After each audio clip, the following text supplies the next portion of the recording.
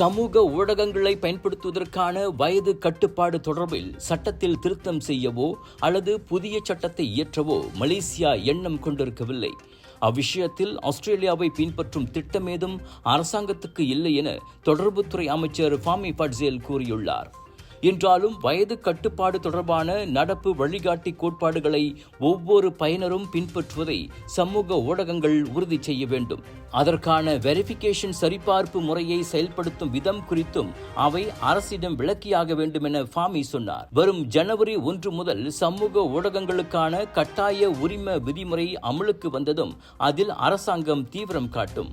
ஒருவேளை சமூக ஊடகங்களால் அதனை செயல்படுத்த முடியாவிட்டால் அவற்றுடன் தொடர் கலந்தாய்வுகள் நடத்தப்படும் என்றார் அவர். 16 வயதுக்கு கீழ்ப்பட்டோர் பயன்படுத்த முடியாதென அந்தந்த சமூக ஊடகங்களே தத்தம் விதிமுறைகளில் கூறியிருப்பதை அமைச்சர் சுட்டிக்காட்டினார். 16 வயதுக்குட்பட்ட சிறார்கள் சமூக வலைத்தளங்களை பயன்படுத்த தடை விதிக்கும் உலகின் முதல் சட்ட மசோதாவை ஆஸ்திரேலிய நாடாளுமன்றம் அண்மையில் நிறைவேற்றியது.